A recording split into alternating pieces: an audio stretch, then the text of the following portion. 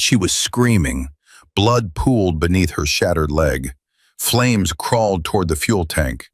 And Tyler Bennett, a broke 22-year-old with $8.47 in his bank account, was the only human being for miles. He didn't know her name, didn't know her father commanded 134 of the most dangerous bikers in America, didn't know that saving her would make him a target, that betrayal hid inside her own family, that his one choice would bring an army of Hell's Angels to their knees. All he knew was his father's voice. You don't drive past someone who needs help. So he ran toward the fire. Before we begin, if you love stories about ordinary people doing extraordinary things, subscribe to our channel and follow this story to the very end. And please comment below with the city you're watching from. I want to see how far this story travels. Tyler Bennett's hands were shaking, and it wasn't from the cold. His boss's voice crackled through the phone, sharp and impatient. You're 30 minutes late, Bennett. 30 minutes. Mr. Crawford, the storm. I don't want to hear about the storm. Everyone else made it in. You know what that tells me? It tells me they wanted to be here. It tells me they give a damn about their jobs. Tyler gripped his steering wheel tighter. His knuckles went white. Sir, I'm on Highway 7. The visibility is maybe 20 feet. I'm going as fast as I can. Not fast enough. Crawford's voice dropped to that low, dangerous tone Tyler had learned to fear. You know how many guys would kill for your position? How many applications I got sitting on my desk right now? I know, sir. Do you? Because I'm starting to wonder if you take this job seriously at all. Tyler wanted to scream. He wanted to tell Crawford that he'd been taking this job seriously since the day he started, that he'd never missed a shift, that he'd worked doubles when others called in sick, that he drove 45 miles through mountain roads in the middle of winter because he needed the overtime money so badly it kept him awake at night. But he didn't say any of that. I'll be there as soon as I can, Mr. Crawford. You've got 1 hour. 1 hour, Bennett. After that, don't bother coming in at all. The line went dead.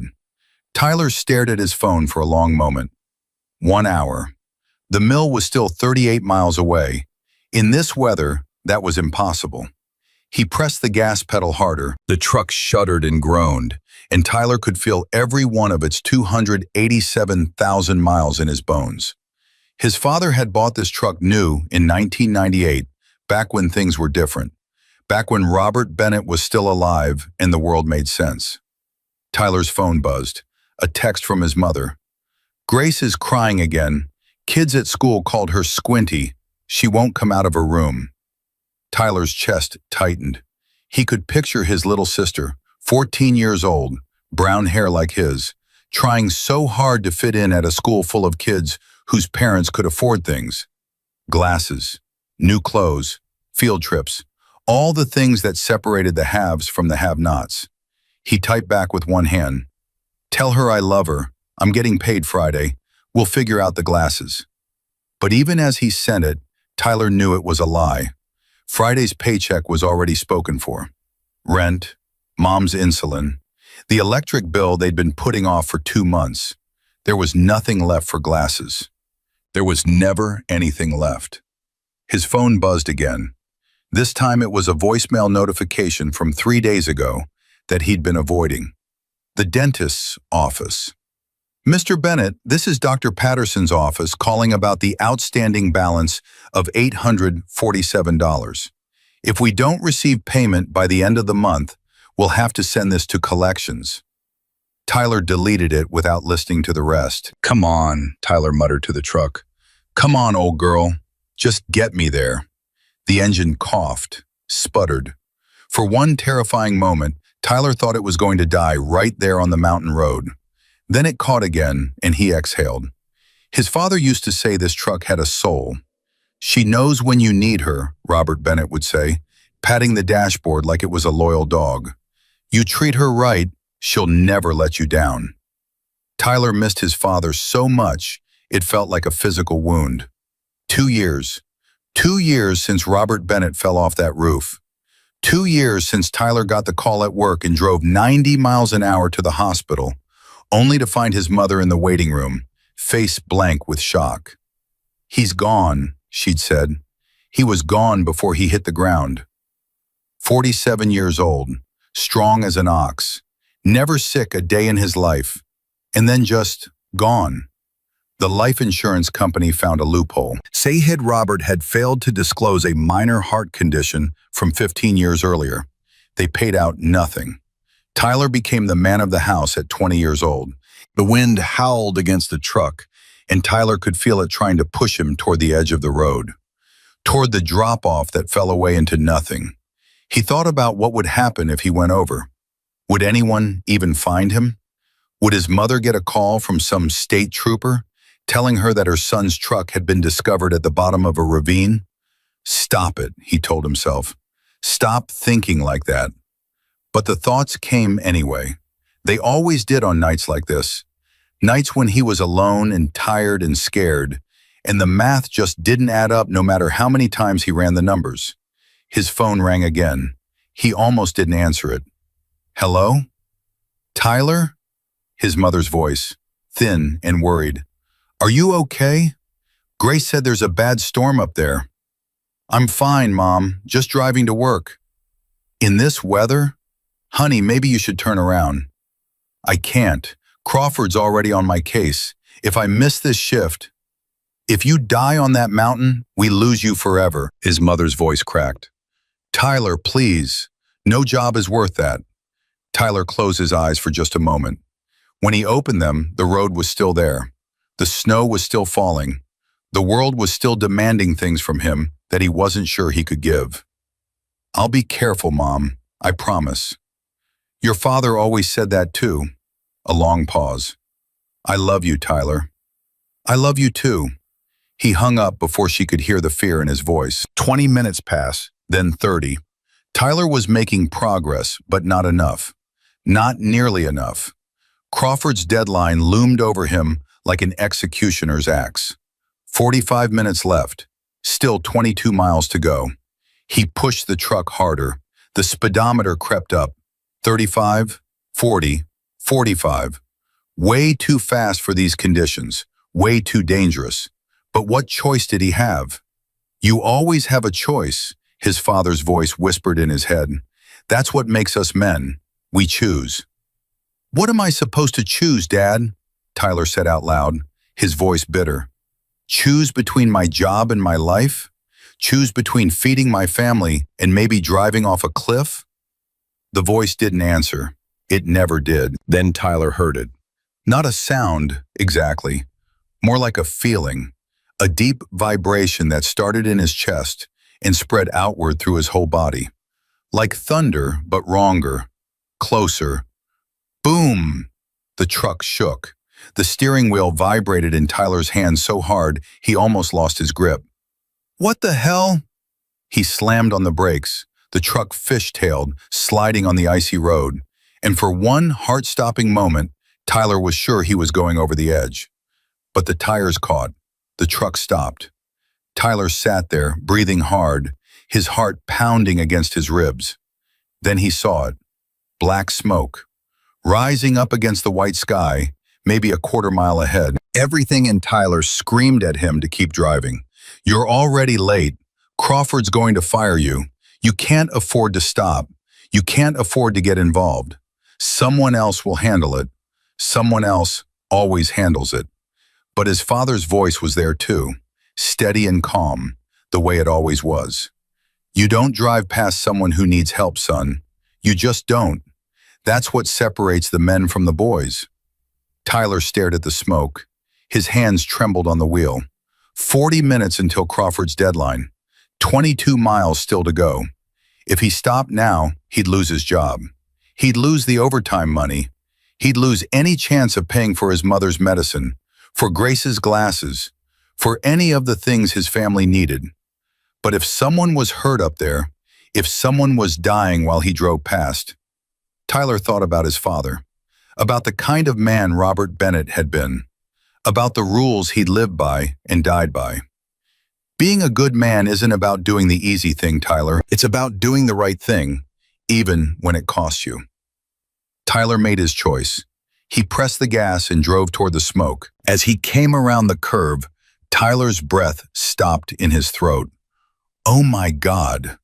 A helicopter, crumpled against the mountainside like a child's toy that had been thrown against a wall. The front was crushed in, completely destroyed. Rotors snapped off, one landing skid torn away completely, and there, in the snow between the wreck and the road, a girl. Tyler slammed the truck to a stop. He grabbed his phone, hands shaking so badly he almost dropped it. No signal. One bar flickered, then vanished. No, no, no! He tried again. Nothing. Tyler threw open the door and jumped out into the storm. The cold hit him like a physical blow. Wind driving snow into his face, cutting through his jacket like it wasn't even there. He could barely see, could barely breathe, but he could see the girl. She was lying on her side, maybe 50 feet away. Long, dark hair spread across the snow. A black leather jacket, expensive looking, torn along one sleeve. And her leg was pinned under the helicopter's broken landing gear. Tyler ran. His boots sank deep with every step. The snow was up past his knees in places, and it felt like running through wet cement. His lungs burned. His legs screamed, but he kept going. "Hey!" he shouted. "Can you hear me? Hey!" Nothing. The girl wasn't moving. Please don't be dead. Please, God, don't let her be dead. Tyler reached her and dropped to his knees in the snow. Up close, he could see her face. Beautiful, even pale and bloody. Early 20s, maybe. High cheekbones. Full lips now tinged blue with cold. And blood. So much blood, staining the snow beneath her leg, dark red. "Hey!" Tyler touched her shoulder. "Hey, can you hear me?" Her eyes fluttered. Opened. Blue eyes, the color of a summer sky, clouded with pain and confusion. "Who?" Her voice was barely a whisper. "Who are you?" "My name's Tyler. I'm going to help you, okay? Just hold on." "My leg." She tried to move and screamed, a raw animal sound that made Tyler's stomach turn. "Don't move! Don't move! I know it's bad. I'm going to get you out." Tyler looked at the landing gear pinning her leg. It was heavy, at least 200 pounds of twisted metal, and behind it the helicopter was smoking. He could smell fuel, thick and acrid and terrifying. If that fuel caught fire... "What's your name?" Tyler asked, trying to keep his voice steady, trying not to show her how scared he was. "Megan." A tear rolled down her cheek. "Megan Stone." "Okay, Megan, I need you to listen to me. I'm going to lift this thing off your leg, and when I do, you need to pull yourself out. Can you do that?" I can't, it hurts so much." I know it hurts. But you have to try, okay? You have to try or we're both going to die out here." Megan looked at him. Through the pain, through the fear, something hardened in her eyes. "Okay," she whispered. "Okay." Tyler positioned himself beside the landing gear. He got his hands under it, feeling the cold metal bite into his palms, even through his gloves. "On 3, he said. 1, 2, 3. He pulled. Every muscle in his body screamed in protest. His back felt like it was going to snap in half. His arms burned. The metal shifted. 1 inch, 2 inches. "Pull!" Tyler shouted. "Pull yourself out!" Megan screamed. Her fingers clawed at the snow, dragging herself backward, her face contorted in agony. "Come on! Come on!" 3 inches. 4. Tyler's vision was going dark at the edges. He couldn't hold it much longer. Couldn't. Megan's leg came free. Tyler let go. The metal crashed back down, missing her by inches. He collapsed forward onto his hands and knees, gasping, spots dancing in front of his eyes. "Oh, God," Megan sobbed. "Oh, God, oh, God." "You're okay." Tyler forced himself up. "You're okay. We need to move. We need to move right now." The smell of fuel was getting stronger. Tyler could see flames now, small tongues of orange licking at the helicopter's engine compartment. "Can you walk?" Megan tried to stand. Her right leg buckled immediately, and she went down with another scream. My leg, I think it's broken. Tyler didn't hesitate. He bent down and scooped her up in his arms, one arm under her knees, one behind her back. She was light, maybe 120 pounds. Nothing compared to the lumber he carried all day at the mill. Former mill, he thought bitterly. You're definitely fired now. But he pushed that thought away. None of it mattered.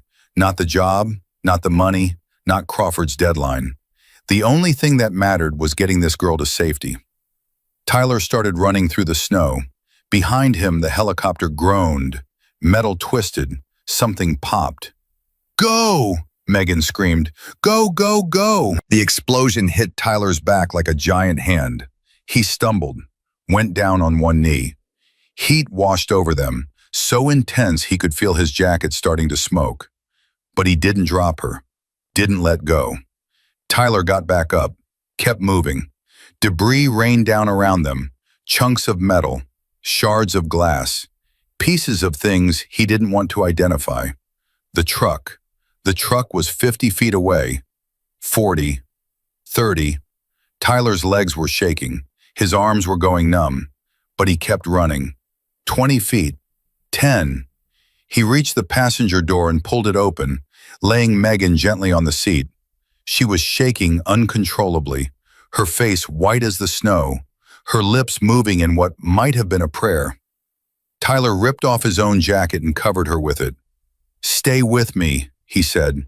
Megan, look at me. Stay with me. Her eyes found his, held. Don't leave me, she whispered. I'm not going anywhere. Tyler ran around to the driver's side and jumped in. The truck roared to life on the first try. Thank God, and he floored the accelerator. The nearest hospital is 38 miles, he said more to himself than to her. I'll get you there. I promise I'll get you there. Tyler, Megan's hand found his on the center console. Her grip was weak, but her eyes were clear. Thank you. Don't thank me yet. We're not out of this. He drove faster than he'd ever driven in his life, 15 miles. 20. The storm was still raging, but Tyler didn't slow down, couldn't slow down. Every time he looked at Megan, she was a little paler, a little weaker. Talk to me, Tyler said.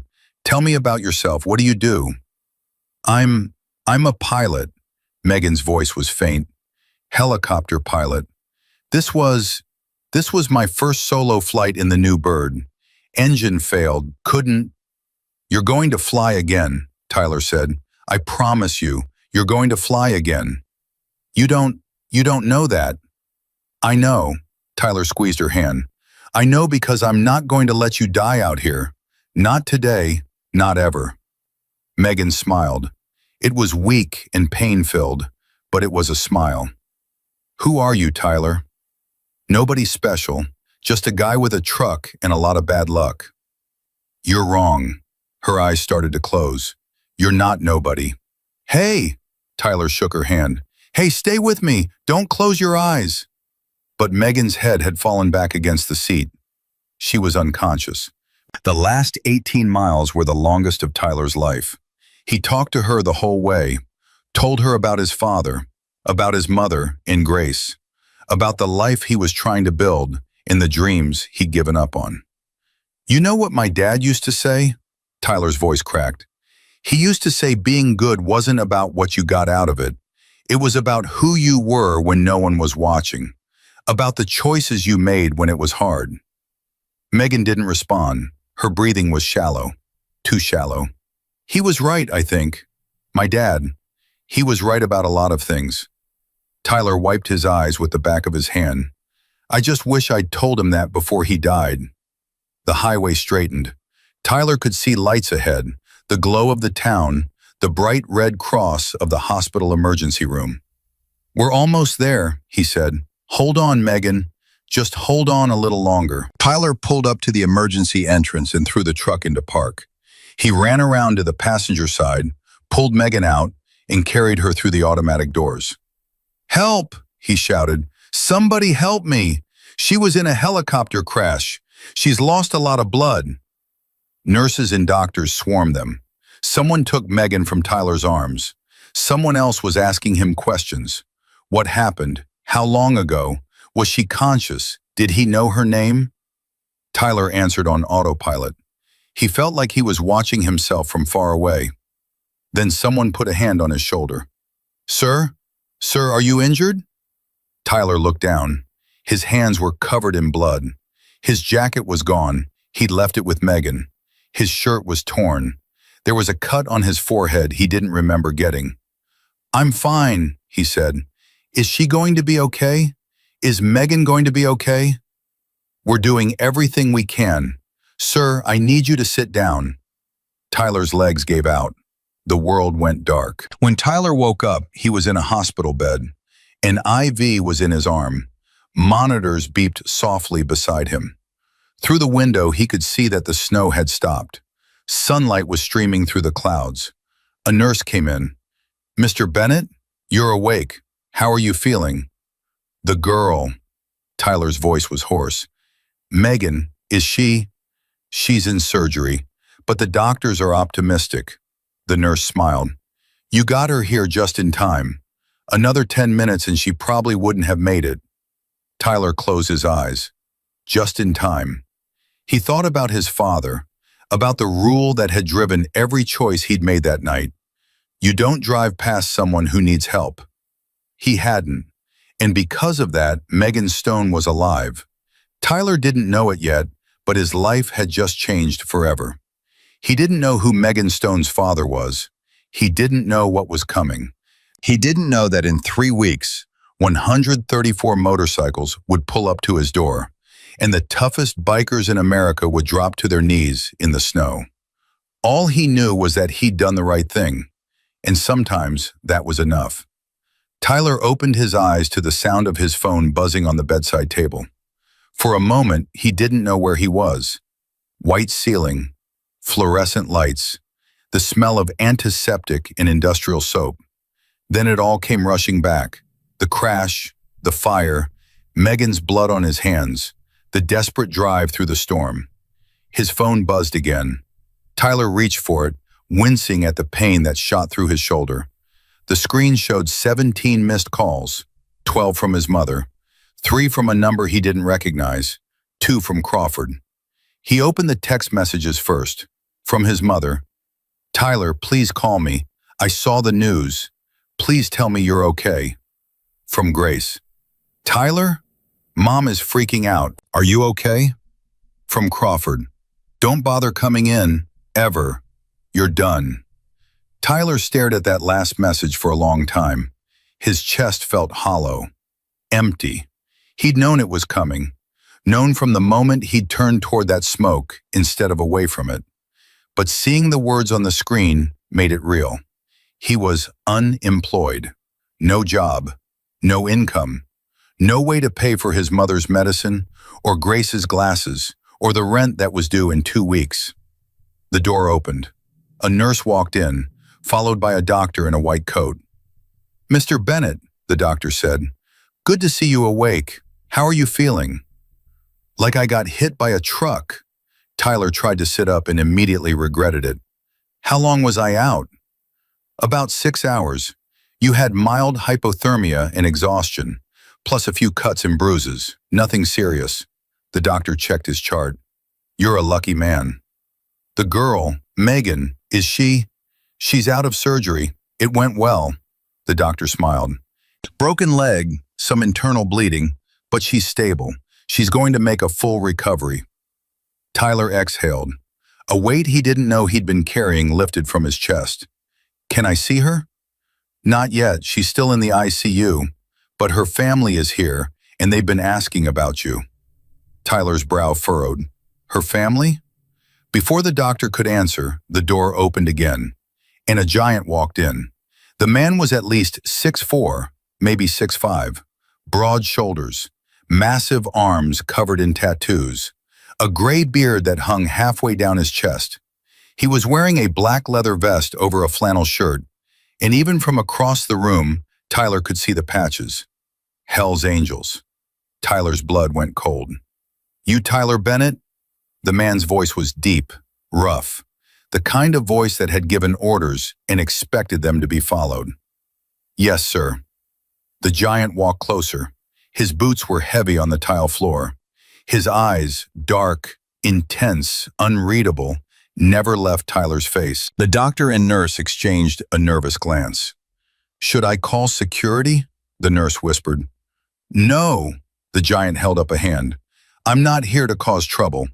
I'm here to talk to the man who saved my daughter's life." Tyler's heart stopped. "Daughter?" "I'm Marcus Stone," the man said. "Megan's father, president of the Colorado Hells Angels." Tyler didn't know what to say, didn't know what to do. He'd heard stories about the Hells Angels. Everyone had.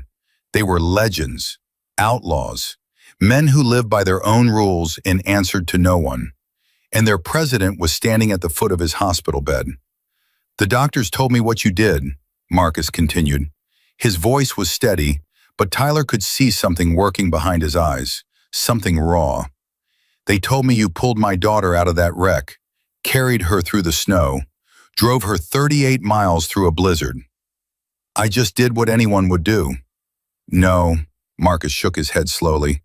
"No, you didn't. Most people would have driven right past. Most people would have been too scared, too selfish, too worried about their own problems." He took another step closer. "But you stopped. You risked your life for a stranger." Marcus's jaw tightened. For a moment, Tyler thought the man might cry, but he didn't. He just stood there, staring at Tyler like he was trying to solve a puzzle. "Why?" Marcus asked finally. "Why did you stop?" Tyler thought about his father, about the rule that had guided his whole life. "Because my dad taught me that you don't drive past someone who needs help," Tyler said quietly. "You just don't." Marcus was silent for a long moment. Then slowly he nodded. "Your father sounds like a good man." "He was the best man I ever knew." "Was?" "He died 2 years ago. Heart attack." Something shifted in Marcus's expression. The hardness softened just a little. "I'm sorry to hear that." He pulled up a chair and sat down heavily. "What's your story, Tyler Bennett? Who are you?"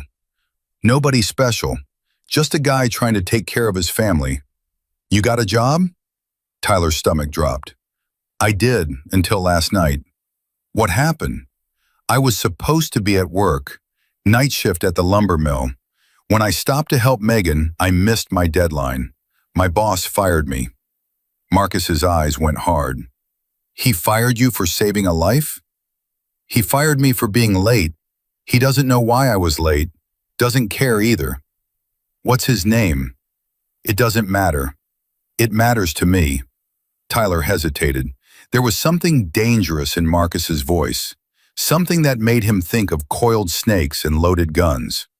"Crawford," Tyler said finally. "Bill Crawford, but please don't. I don't want any trouble. I just need to find another job. I've got my mom, my little sister. They depend on me." Marcus studied him for a long moment. "How old's your sister?"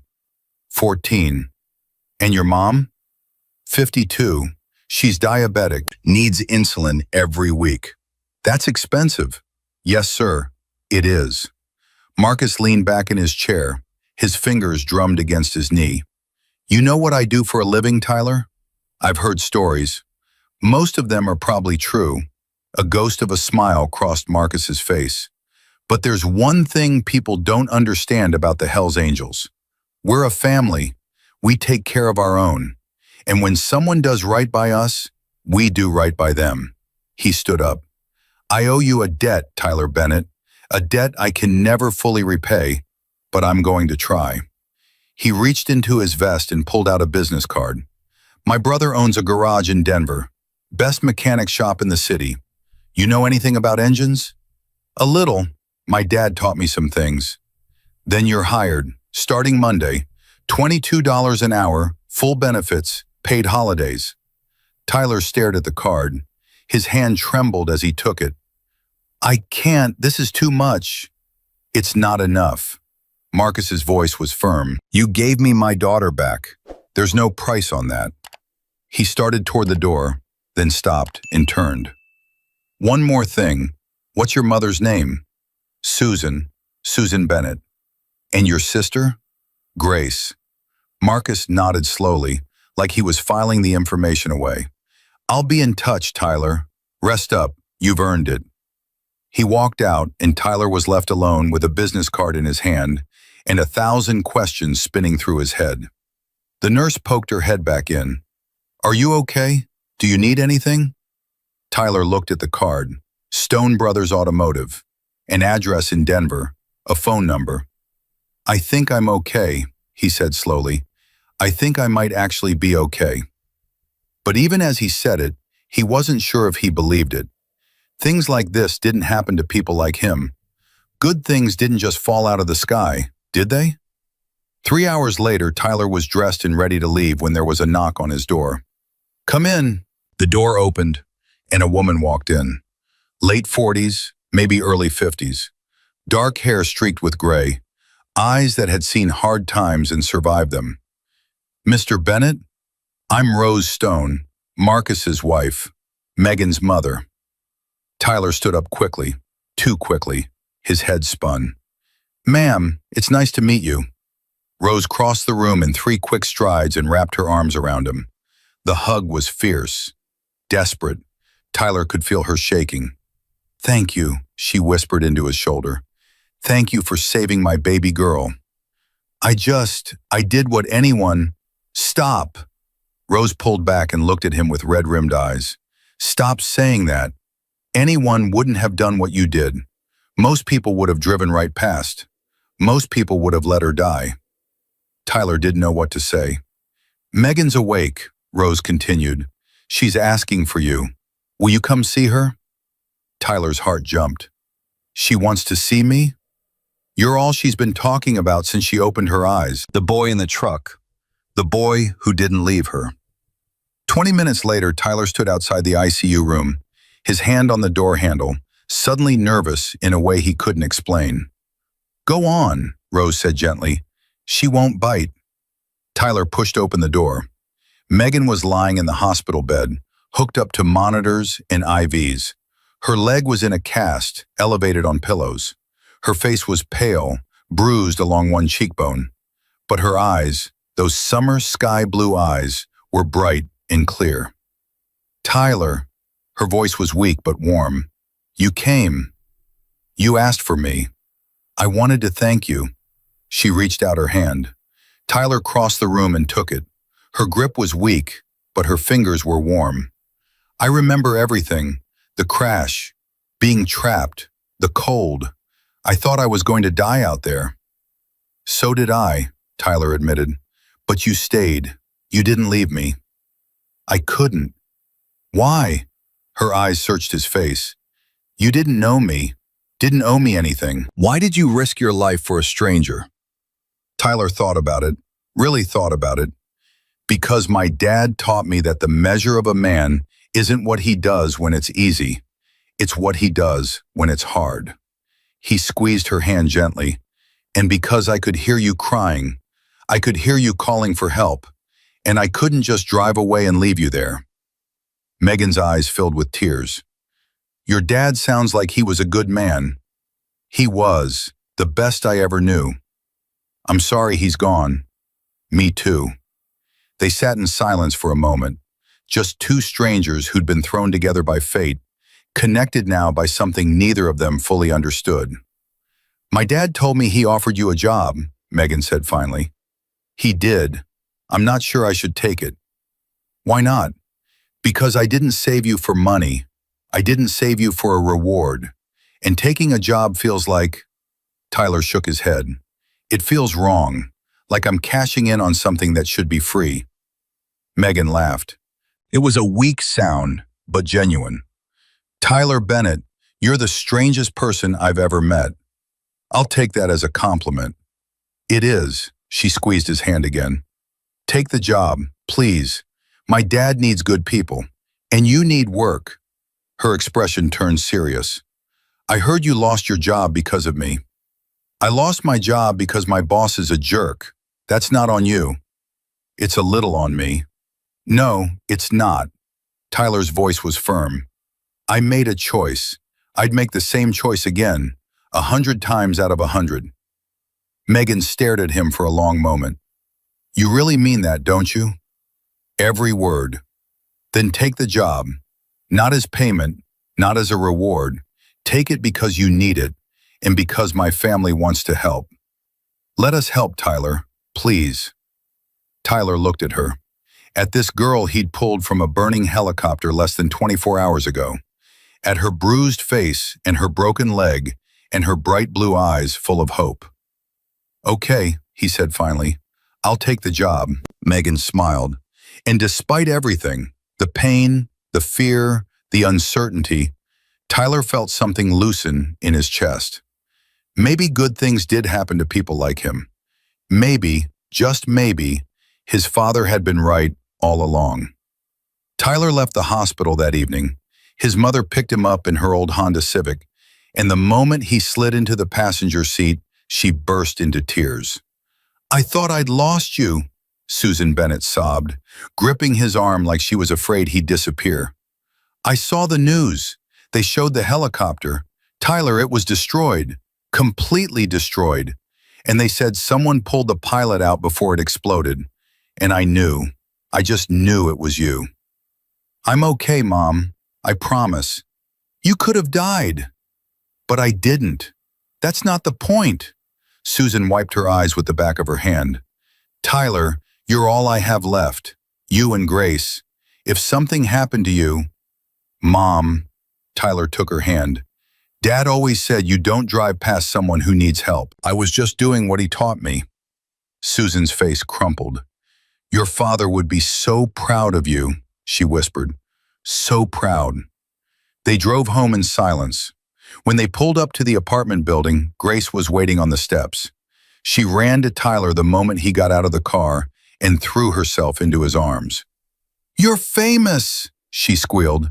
Everyone at school is talking about you. They showed the helicopter on the news and said a mystery hero saved the pilot. I'm not a hero, Grace. Yes, you are. You're a superhero. Grace pulled back and looked up at him with shining eyes. Mom said you might have lost your job. Is that true? Tyler hesitated. Yeah, it's true. What are we going to do? I've got another job, a better one. Everything's going to be okay. Grace's face lit up. Really? Really? Promise? Tyler thought about Marcus Stone's business card, still tucked in his wallet. Thought about the job waiting for him in Denver. Thought about all the ways his life had changed in the last 24 hours. I promise, he said. And for the first time in 2 years, he actually believed it. But Tyler's relief was short-lived. The next morning, he woke up to pounding on the apartment door. Tyler Bennett, open up! Tyler stumbled out of bed, heart racing. The clock on his nightstand read 6:47 a.m. He opened the door to find 2 men in suits standing in the hallway. One was tall and thin with a sharp face. The other was shorter, heavier, with a badge clipped to his belt. Mr. Bennett, I'm Detective Morrison. This is Detective Parks. We need to ask you some questions about the helicopter crash. Tyler's stomach dropped. Am I in trouble? Should you be? I was trying to help. Relax, Mr. Bennett. Detective Morrison held up a hand. You're not a suspect. We just need to understand what happened. They sat in the small living room. Susan made coffee with shaking hands while Tyler told the detectives everything. The drive through the storm, the explosion, finding Megan trapped in the snow, the desperate race to the hospital. Detective Parks took notes. Detective Morrison just watched Tyler with unblinking eyes. And you didn't know the victim before the crash? Morrison asked. No, never met her before in my life. But you stopped anyway. Yeah, I stopped. Why? Tyler was getting tired of that question. Because she needed help. Because I was there. Because that's what you do. The detectives exchanged a glance. Mr. Bennett, Parks said slowly, do you know who Megan Stone's father is? I do now. He came to see me at the hospital. And you didn't know before? I didn't know anything before. I just saw a girl trapped in the snow. Morrison leaned forward. The crash is under investigation. The helicopter's engine didn't just fail, it was sabotaged. Tyler's blood went cold. Sabotaged? Someone wanted that helicopter to go down. Someone wanted Megan Stone dead. Who? That's what we're trying to find out. Morrison stood up. You might have saved her life for now, Mr. Bennett, but whoever did this, they're not going to stop. They're going to try again. He handed Tyler a business card. If you see anything suspicious, hear anything strange, you call us immediately. Understand? Tyler nodded numbly. And Mr. Bennett, Morrison paused at the door. Be careful. You've gotten yourself involved in something much bigger than you realize. The kind of people who try to kill Hell's Angels' daughters don't leave witnesses. The door closed. Tyler sat in silence, staring at the detective's card. Sabotaged. Someone had tried to murder Megan, and Tyler had gotten in the way. His phone buzzed. A text from a number he didn't recognize. You should have kept driving, hero. Now you're part of this too. Tyler's hands started to shake. He looked at his mother, who was standing in the kitchen doorway with fear written all over her face. Tyler, she whispered, what have you gotten yourself into? Tyler didn't have an answer, but he was about to find out. The phone rang an hour later. Tyler almost didn't answer it. Hello? Tyler, it's Marcus Stone. Mr. Stone, the police were just here. They said, I know what they said. I need you to come to the garage, now. Why? What's happening? Someone tried to kill my daughter. Marcus's voice was like ice. And I'm going to find out who. But I need to talk to you first. You might have seen something, heard something. There might be a detail you don't even realize is important. I don't know anything, Mr. Stone, I swear. Maybe, maybe not, but I need to be sure. A pause. And Tyler, don't tell anyone where you're going. Not your mother, not your sister, no one. The line went dead. Tyler stared at his phone. This was insane. 24 hours ago, he'd been a nobody. A broke kid driving through a snowstorm to a job he hated. Now he was caught up in something that involved the Hell's Angels, attempted murder, and shadowy threats from unknown numbers. He should walk away, should forget about the job, forget about Megan, forget about all of it. But he couldn't, because Megan's face kept flashing through his mind. Her blue eyes, her weak smile, the way she'd held his hand and thanked him for saving her life. Someone had tried to kill her, and they might try again. Tyler grabbed his keys and headed for the door. Where are you going? His mother called. I have to take care of something. I'll be back soon. Tyler! But he was already gone. The drive to Denver took 45 minutes. Tyler's mind raced the whole way, playing through every moment of the crash, trying to remember if he'd seen anything strange, anything suspicious. He came up empty. Stone Brothers Automotive was a large building on the outskirts of the city. The parking lot was filled with motorcycles, dozens of them, all gleaming chrome and black leather. Tyler parked his truck and walked toward the entrance. The door opened before he could reach it. Tyler Bennett? A huge man with a shaved head and a bushy beard blocked the doorway. His arms were covered in tattoos. His eyes were cold. Yeah, Marcus Stone called me. He's waiting. Follow me. The garage was bigger than it looked from outside. Rows of motorcycles in various states of repair, tool benches covered in parts, the smell of oil and grease and something else, something electric, like tension. There were men everywhere, dozens of them, all wearing Hell's Angels vests, all watching Tyler with hard, suspicious eyes. Tyler's heart hammered against his ribs. What had he gotten himself into? The bald man led him through the garage to a back office. He knocked twice, then pushed the door open. He's here. Marcus Stone was sitting behind a large desk, surrounded by 4 other men. They all looked up when Tyler entered. Leave us, Marcus said. The other men filed out. The door closed. Tyler and Marcus were alone. "Sit down," Marcus said. Tyler sat. "I'm going to ask you some questions, Tyler, and I need you to answer honestly. Can you do that?" "Yes, sir." "Good." Marcus leaned forward. "When you found my daughter, was there anyone else at the scene? Any other vehicles? Any people?" "No, just me and her." "Did she say anything? Anything about what happened?" "She said the engine failed, that it was her first solo flight in the new helicopter." "Anything else?"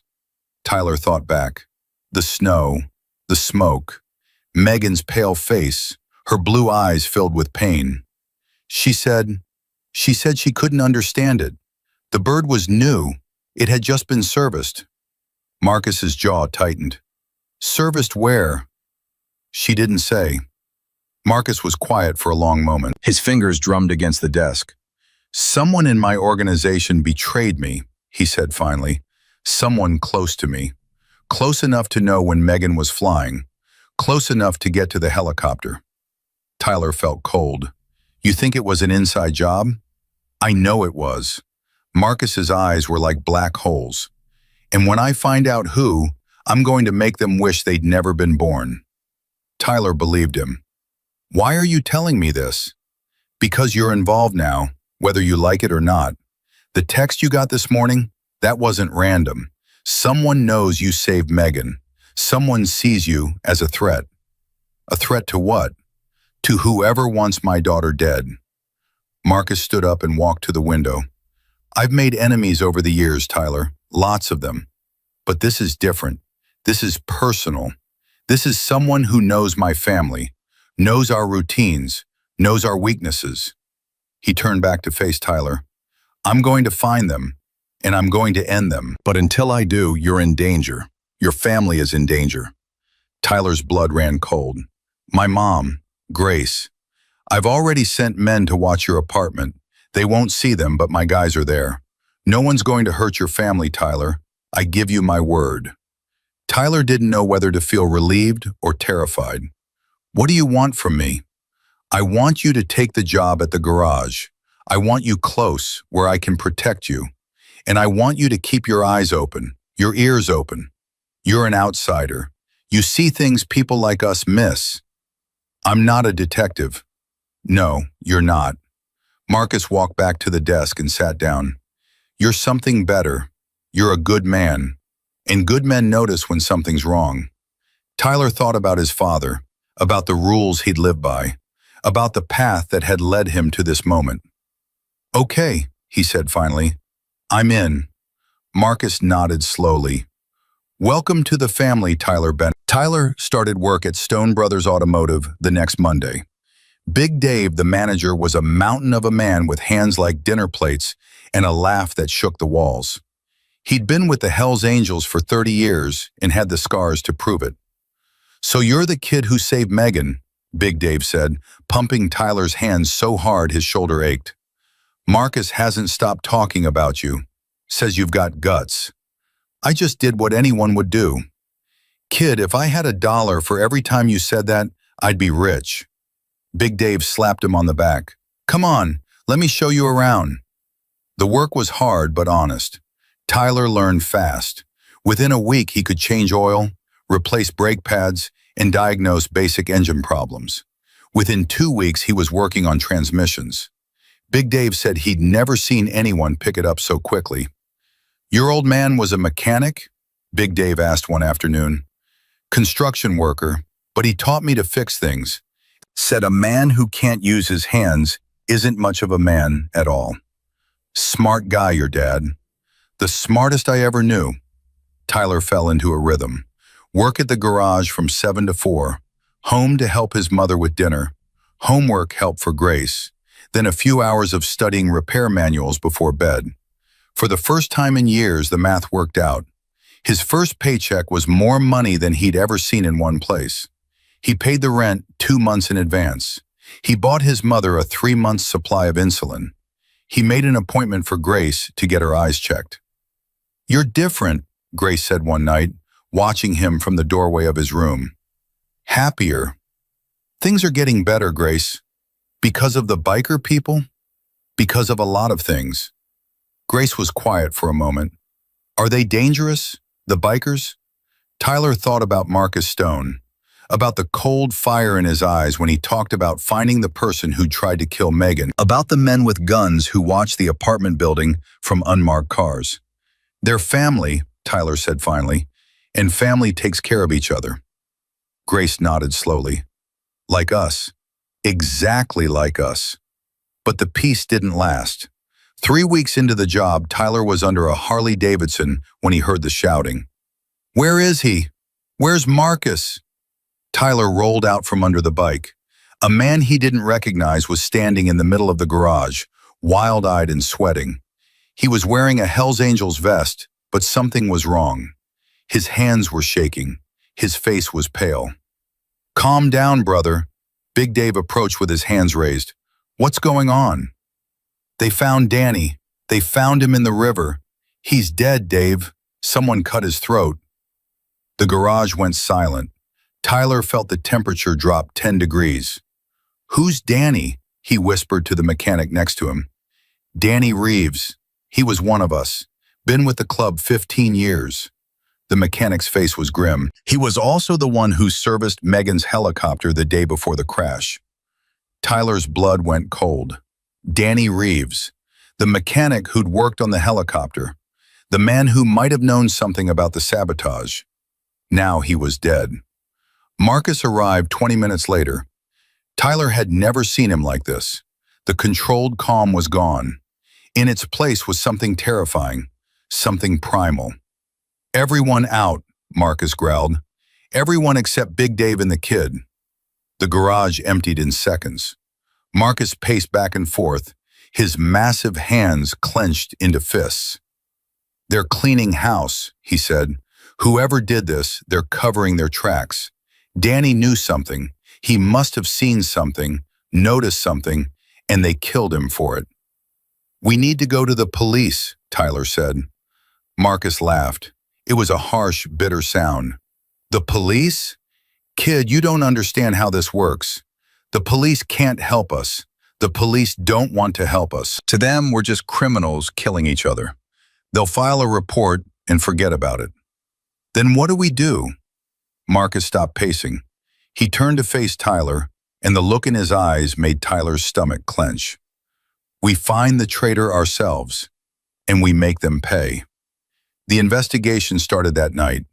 Tyler wasn't part of it, not officially, but he kept his eyes open, just like Marcus had asked. He watched.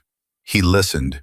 He noticed things, like how some of the club members avoided eye contact when Marcus walked by, like how conversations stopped when certain people entered the room, like how one man, a thin, nervous guy named Vincent, always seemed to be watching Tyler when he thought Tyler wasn't looking.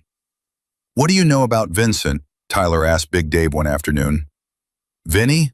He's been with us about 5 years. Good mechanic. Quiet. Keeps to himself mostly. Big Dave frowned. Why do you ask? No reason. But that night, Tyler couldn't sleep. There was something about Vincent. Something off. The way he moved. The way he talked. The way he was always lurking at the edges of conversations. Tyler's phone buzzed. Another text from an unknown number. You're asking the wrong questions, hero. Keep digging and you'll end up like Danny. Tyler stared at the message for a long time. Then he did something stupid. He started digging. The next morning, Tyler arrived at the garage early. Before anyone else, he went straight to the employee records in Big Dave's office, the ones he definitely wasn't supposed to access. Vincent Torres joined the club 5 years ago, originally from Nevada, no family, no close friends, nothing unusual. But then Tyler noticed something. Vincent's emergency contact was listed as Maria Torres, sister. Tyler pulled out his phone and searched for Maria Torres in Nevada. Nothing. He tried different spellings, different combinations. Nothing. Maria Torres didn't exist. Tyler's heart started pounding. He dug deeper, pulled up Vincent's employment history. 3 jobs before joining Stone Brothers Automotive. A garage in Reno, a dealership in Las Vegas, a repair shop in Phoenix. Tyler called the garage in Reno. Never heard of him, the manager said. We've never had anyone named Vincent Torres work here. He called the dealership in Las Vegas. Sorry, that name doesn't ring a bell. He called the repair shop in Phoenix. Who?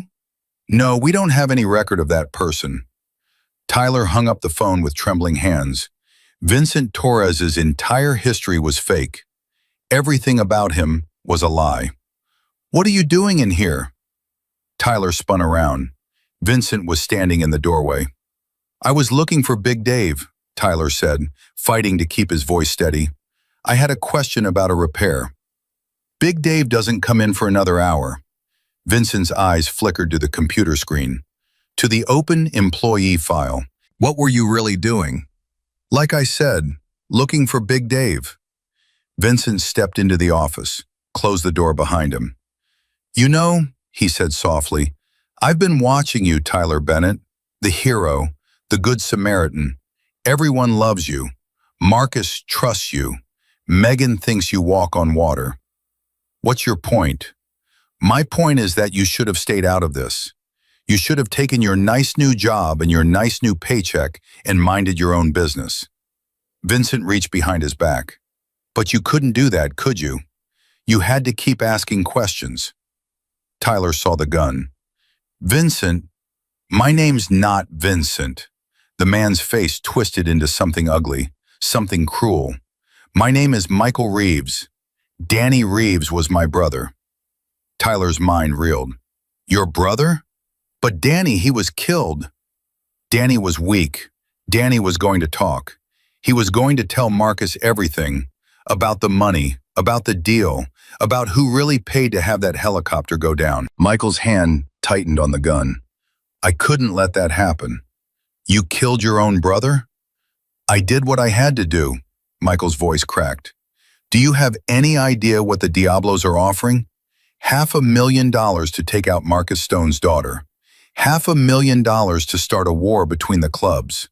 $500,000 to burn the Hells Angels to the ground. Tyler's blood ran cold. The Diablos. He'd heard that name whispered around the garage. A rival club from California. Violent, ruthless, expanding into Colorado territory. So you sabotaged the helicopter, Tyler said slowly. You tried to kill Megan. She was supposed to die in that crash. Everyone was supposed to think it was an accident. But then you came along. Michael raised the gun. The hero who couldn't mind his own business. If you shoot me, you'll never get out of here. The whole club is outside. By the time they break down that door, I'll be gone. There's a back exit, a car waiting. I'll be in California before they even find your body. Tyler's mind raced. He thought about his mother, about Grace, about all the promises he'd made. He thought about Megan lying in the snow, bleeding and broken, looking up at him with those blue eyes. He thought about his father. Being a good man isn't about doing the easy thing, Tyler. It's about doing the right thing, even when it costs you. Tyler moved. He didn't think, didn't plan, just lunged forward, knocking the gun aside as it went off. The bullet slammed into the wall. Tyler and Michael crashed to the floor, grappling, fighting for control of the weapon. Michael was stronger than he looked. His elbow caught Tyler in the jaw, sending stars exploding across his vision. Tyler tasted blood. I'm going to kill you, Michael hissed. Just like I killed Danny. Just like I should have killed that bitch in the helicopter. Something snapped inside Tyler. He drove his forehead into Michael's nose. Bone crunched, blood sprayed. Michael screamed and his grip on the gun loosened. Tyler ripped it away and scrambled backward, aiming the weapon at Michael's chest. Don't move. Michael lay on the floor, blood pouring from his broken nose, and laughed. You won't shoot me. You're not a killer. You're just a stupid kid who got lucky. Maybe, Tyler's hands were steady now, but I'm also the guy who's going to watch Marcus Stone tear you apart. The door burst open. Big Dave came through first, followed by 6 other club members. They took in the scene, Tyler with the gun, Michael bloody on the floor, and their faces hardened. What the hell happened? Big Dave demanded. Call Marcus, Tyler said. Tell him I found his traitor. Marcus arrived in 15 minutes. By then, Michael was tied to a chair in the middle of the garage, surrounded by Hell's Angels who looked ready to tear him limb from limb. Marcus walked slowly toward the chair. His face was completely blank. That scared Tyler more than any rage could have. "Vincent Torres," Marcus said quietly. "Except that's not really your name, is it? Go to hell." Marcus moved so fast Tyler barely saw it. His fist connected with Michael's jaw, snapping his head to the side. "Your real name," Michael spat blood. "Michael Reeves, Danny's brother." "That's right. You sabotaged my daughter's helicopter." "Yes. You killed your own brother to cover it up." He was going to talk. He was weak. Marcus nodded slowly.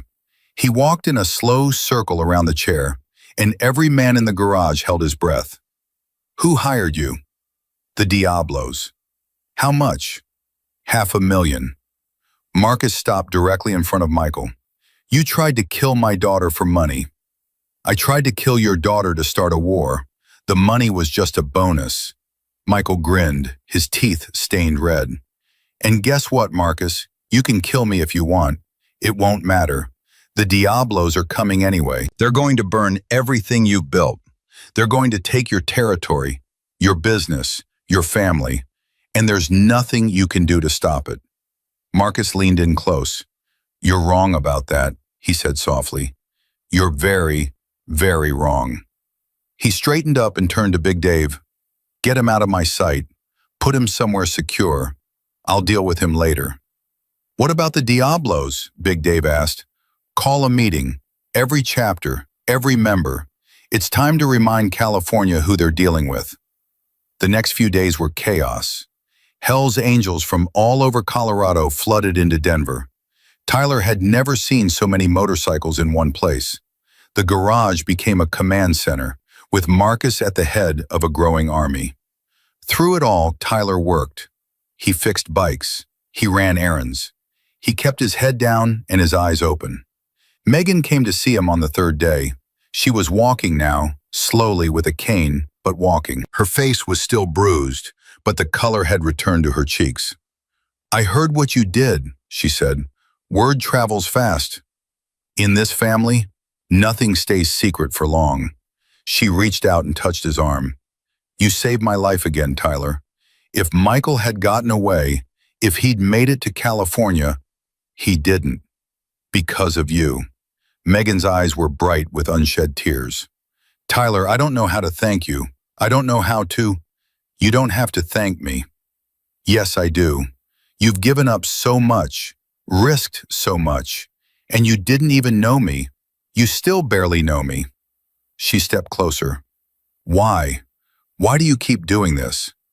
Tyler thought about it. "Because it's right," he said finally. "Because someone has to. Because my dad taught me that the world doesn't get better on its own. Someone has to make it better. Someone has to stand up." Megan stared at him for a long moment. Then she kissed him. It was soft and brief, barely a brush of lips, but it sent electricity through Tyler's entire body. "Thank you," she whispered, "for everything." Before Tyler could respond, shouting erupted from across the garage. "They're here! The Diablos are here!" Tyler and Megan ran toward the commotion. Through the garage's front windows, Tyler could see them. Motorcycles, dozens of them, maybe 50, lined up across the street, engines rumbling. And at the front, a man in a black leather vest with red patches. The Diablos' president. Marcus walked to the front of the garage. "Stay here," he said to his men. "Nobody moves until I give the order." "Marcus," Big Dave started. "I said stay here." Marcus Stone walked out of the garage, alone. Tyler watched through the window, his heart pounding. Megan gripped his arm so tight her nails dug into his skin. The Diablo's president dismounted and walked forward to meet Marcus in the middle of the street. They stood face to face, two giants, two legends, the leaders of armies that had been at odds for decades. Tyler couldn't hear what they were saying, but he could see the tension in Marcus's shoulders, the cold fury on his face. The conversation lasted maybe 3 minutes. Then the Diablo's president laughed, a big, booming laugh that Tyler could hear even through the window. He said something to Marcus. Marcus said something back. The president's laugh died. His face went pale.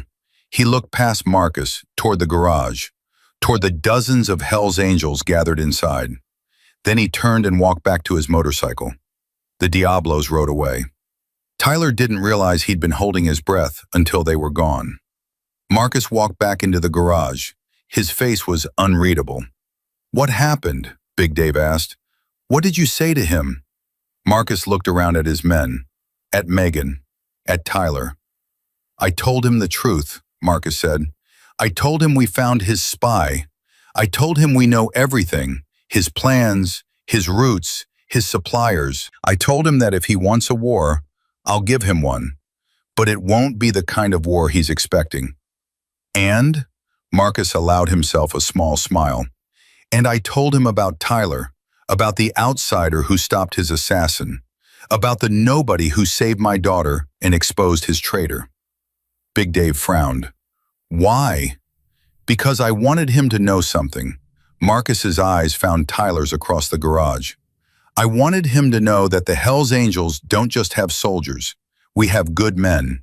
Men who do the right thing not because they're told to, but because it's who they are." Marcus walked toward Tyler. "The Diablos understand strength. They understand violence, but they don't understand loyalty. They don't understand sacrifice. They don't understand family." He put a hand on Tyler's shoulder. "That's why they'll always lose, and that's why we'll always win." Tyler didn't know what to say. "The Diablos are backing down," Marcus continued. "For now, they'll regroup. They'll try again someday, but not today. Today they're running scared because a broke kid from Colorado did something they never expected." "What's that?" Marcus smiled. It was a rare thing, that smile, warm and genuine. He proved that one good man is worth more than 100 bad ones. That night, Tyler sat in the garage after everyone else had gone home. His hands were still shaking. His jaw ached where Michael had hit him, but he felt something he hadn't felt in a long time. Pride. His phone buzzed, a text from his mother. "Grace got her glasses today. She cried when she could finally see the board at school. Thank you, Tyler, for everything." Tyler smiled. Another text came through, this one from Megan. "My dad is planning something big. He wants you there. Tomorrow, 10 a.m. Don't be late." Tyler stared at the message. He thought about everything that had happened in the last month. The crash, the rescue, the job, the traitor, the confrontation. He thought about his father's rules, about the choices that had led him here. You don't drive past someone who needs help. You just don't. Tyler Bennett had never driven past anyone, and now, somehow, he'd become part of something bigger than himself. He didn't know what tomorrow would bring, but for the first time in his life, he wasn't afraid to find out. Tyler arrived at the garage at 9:45 a.m. The parking lot was already full. Not just motorcycles this time, but cars too. SUVs, trucks, more vehicles than Tyler had ever seen at Stone Brothers Automotive. Something big was happening. Big Dave met him at the door. "You're early. Good. What's going on?" "You'll see." Big Dave's face was unusually serious. "Marcus wants you in the main bay. Don't keep him waiting." Tyler walked through the garage, past rows of motorcycles and clusters of men and women in leather vests. Everyone watched him. Everyone knew who he was. The main bay had been cleared of vehicles. In their place were chairs arranged in a large circle, with a raised platform at one end. Marcus stood on the platform, flanked by men Tyler recognized as chapter presidents from other parts of Colorado. "Tyler," Marcus beckoned him forward. "Come here." Tyler's heart pounded as he crossed the room. He could feel every eye on him, could feel the weight of judgment, of curiosity, of something else he couldn't quite name. He reached the platform, and Marcus put a hand on his shoulder. "3 weeks ago," Marcus said, his voice carrying across the room, "my daughter almost died. Her helicopter crashed on Highway 7 during the worst storm of the year. She was trapped, bleeding, freezing to death. No help for miles. The room was silent. Most people would have driven past. Most people would have said it wasn't their problem. Most people would have let her die. Marcus turned to look at Tyler. But Tyler Bennett stopped. He pulled my daughter from the wreckage. He carried her through the snow. He drove her 38 miles to a blizzard to the hospital. He saved her life. A murmur rippled through the crowd. That alone would have earned my respect, Marcus continued. But Tyler didn't stop there. When we discovered that someone had sabotaged Megan's helicopter, that someone had tried to murder her, Tyler kept his eyes open. He asked questions when the rest of us were too blind to see the truth. He found the traitor. He stopped him. He nearly died doing it. Marcus's grip on Tyler's shoulder tightened. I've been leading this club for 22 years. I've seen a lot of men come and go. Some were strong, some were weak, some were loyal, some were traitors. His voice dropped. But I've never met anyone like Tyler Bennett. A man who isn't one of us, who owes us nothing, who had every reason to walk away, but didn't. Who risked everything for a stranger, who proved that courage isn't about wearing a patch or riding a motorcycle. It's about who you are when everything is on the line. Marcus turned to face the crowd.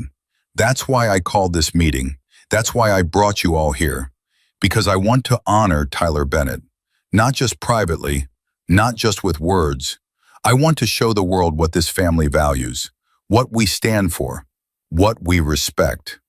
He pulled something from behind the platform, a leather vest, black leather, worn and weathered, with the Hells Angels logo on the back. But below the logo, embroidered in silver thread, were two words Tyler had never seen on any other vest. Family by action. This isn't a membership patch, Marcus said. Tyler isn't joining the club. We're not asking him to. But this vest means something. It means he's under our protection. It means he's one of ours. It means that every Hells Angel in Colorado, every Hells Angel everywhere, will treat him like blood. Marcus held the vest out to Tyler. Will you accept it? Tyler stared at the vest. His throat was tight. His eyes burned. He thought about his father, about the rules Robert Bennett had lived by, about the man he'd always wanted to be. Yes, Tyler said. I accept. Marcus helped him put it on. The vest was heavy. The leather smelled like decades of road dust and engine oil, but it fit perfectly, like it had been waiting for him. Marcus turned Tyler to face the crowd. Brothers and sisters, Marcus said, I present to you Tyler Bennett, family by action, one of ours, forever. The room exploded. Men and women rushed forward to shake Tyler's hand, to slap his back, to welcome him. Faces blurred together, names he couldn't remember. But one thing was clear in every interaction. Respect. These people respected him, not because of his job, not because of his money, not because of anything he owned or earned, because of what he'd done, because of who he was. Tyler felt tears streaming down his face and didn't care who saw them. Megan found him 20 minutes later. She was walking better now, barely limping, her cane abandoned. She pushed through the crowd and threw her arms around him. You deserve this, she whispered in his ear. You deserve all of it. I didn't do it for... I know. She pulled back and looked at him with those blue eyes. That's why you deserve it. Rose Stone was next. Marcus's wife wrapped Tyler in a fierce hug, crying openly. You gave me my daughter back, she said. You gave me everything.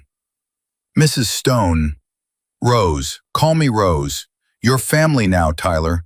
That means no more formalities. Even Big Dave got emotional. The mountain of a man pulled Tyler into a crushing embrace and didn't let go for almost a minute. Proud of you, kid, Big Dave said, his voice thick. Your old man would be proud too. That hit Tyler harder than anything else. His old man. God, he wished his father could see this. The celebration lasted for hours. Tyler talked to more people than he could count, heard more stories than he could remember, felt more acceptance than he'd ever experienced in his life. But through it all, one thought kept nagging at him. This wasn't over. Michael Reeves was still in custody somewhere. The Diablos had backed down, but they hadn't given up. And somewhere out there, $500,000 was still waiting for whoever finished what Michael had started. Tyler found Marcus in a quiet corner of the garage, talking to two men Tyler didn't recognize. "Can I speak with you?" Tyler asked. Marcus nodded to the other men, who walked away. "What is it?" "Michael, what's going to happen to him?" Marcus's expression darkened. "That's club business, Tyler. You don't need to worry about it. I'm the one who caught him. I'm the one he was going to kill. I think I have a right to know." Marcus studied him for a long moment. "He's going to disappear," Marcus said finally. "That's all you need to know. Disappear." That's right. Tyler understood what that meant. He wasn't naive. These were hard men who lived by hard rules. Michael Reeves had tried to murder Marcus's daughter. He'd killed his own brother. He'd worked with a rival gang to destroy the Hells Angels. There was only one way that story ended. "And the Diablos?" Tyler asked. "They're regrouping, licking their wounds, but they'll be back. Men like that always come back." Marcus put a hand on Tyler's shoulder. "That's not your fight, though. You've done more than enough." "What if I want it to be my fight?" Marcus's eyebrows rose. "What do you mean?" "I mean, I'm not going to just walk away. You said I'm family now. Family doesn't walk away when things get hard." "Tyler, you don't understand what you're asking. The Diablos are dangerous. This isn't some bar fight or street brawl. This is a war. People die in wars." "People already almost died." Tyler's jaw tightened. "Megan almost died. I'm not going to sit on the sidelines while the people who tried to kill her regroup and try again." Marcus stared at him. Then slowly he smiled. "You know what, kid? You remind me of someone." "Who?" "Me. 40 years ago." Marcus shook his head. "All right, you want to be part of this? You're in. But you do what I say when I say it. No cowboy stuff. No going off on your own. Clear?" "Clear." "Good." Marcus glanced across the garage. "Now go find Megan. She's been looking for you." Tyler found Megan outside, leaning against a motorcycle, staring up at the sky. "Hey," she turned and smiled. "Hey, yourself. Your dad said you were looking for me." "I was." She pushed off the motorcycle and walked toward him. "I wanted to talk to you, alone." "About what?" Megan stopped directly in front of him, close enough that Tyler could smell her perfume, close enough that he could see the gold flecks in her blue eyes. "About us," she said. Tyler's heart skipped. "Us? Don't play dumb, Tyler Bennett. You know there's something between us. There has been since the moment you pulled me out of that helicopter." "Megan, I'm not..." Tyler fumbled for words. "You're Marcus Stone's daughter. I'm just some guy who works at your dad's garage." "You're not just some guy. You're the man who saved my life. Twice." Megan reached up and touched his face. "And I don't care who my father is or what anyone thinks. I like you, Tyler. I'm more than like you." Tyler's breath caught. "Megan, just say yes or no. Do you have feelings for me?" Tyler looked at her blue eyes and her dark hair, and the smile that made his chest ache. "Yes," he said. "God help me, yes." Megan kissed him. Not like the first time, soft and brief. This kiss was deeper, longer, a promise of something more. When they finally broke apart, Tyler was dizzy. "What happens now?" he asked. "Now we figure it out, together." Megan took his hand. "But first, I need to tell you something." "What?" "My dad is planning something big. The ceremony today, the vest, that was just the beginning." "What do you mean?" "He's organizing a ride, a memorial ride, through the mountains, following the route you drove the night you saved me. He wants to honor you publicly, Show the whole world what you did. Tyler shook his head. I don't need that. I didn't do it for recognition. I know, but my dad does need it. He needs to show the Diablos, show everyone, that the Hells Angels don't just protect their own. They honor people who do right. Megan squeezed his hand. And Tyler, it's not just our chapter. My dad called every Hells Angels chapter in the state. Every single one. Tyler's stomach dropped. How many people are we talking about? 134 confirmed riders. More are still coming. 134. Tyler couldn't even process that number. When? 2 weeks from now, spring equinox, the same route you drove, ending at the truck stop where the ambulance met you. Megan, I can't. I'm not. You can, and you are. Her voice was firm. Tyler, you need to understand something. In our world, reputation is everything.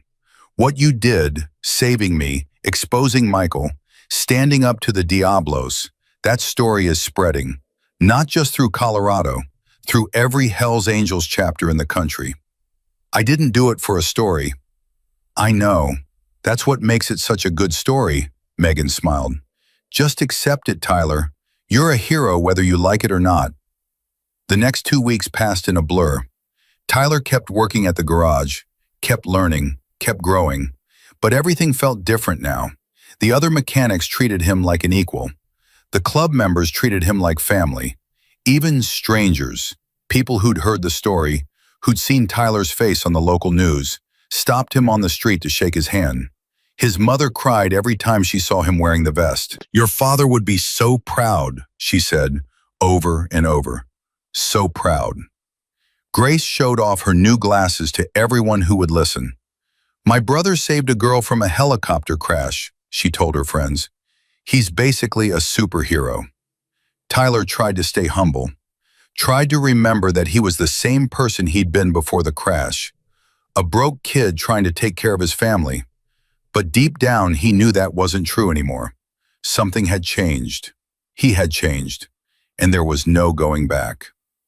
3 days before the ride, Tyler got a phone call. Bennett, this is Detective Morrison. Tyler's blood chilled. He hadn't heard from the detective since the day after the crash. Detective, what can I do for you? We need to talk, in person. Can you come to the station? Is this about Michael Reeves? A pause.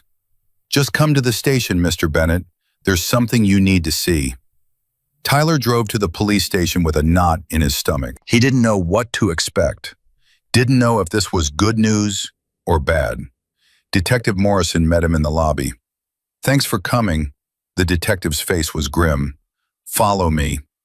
They walked through the station to a small conference room. Inside, a laptop was open on the table, displaying a pause video. What is this? Evidence. We found this on a phone belonging to one of the Diablos we picked up last week on an unrelated charge. Morrison sat down and gestured for Tyler to do the same. I thought you should see it before anyone else. He pressed play. The video was shaky, filmed on a cell phone, but the image was clear enough. 2 men sitting in what looked like a bar, talking in low voices. Tyler recognized one of them immediately, Michael Reeves. The other man was older, heavily tattooed, with a thick Mexican accent. It's done, Michael said. The helicopter is ready. She'll fly on Tuesday and she won't land. Good. The boss will be pleased. The older man slid an envelope across the table. Half now, half when we confirm the kill.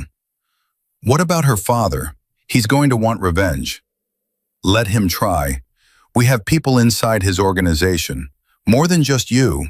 The older man smiled. By the time Marcus Stone figures out what's happening, it'll be too late. Tyler's blood ran cold. More than just you. There was another traitor in the Hells Angels.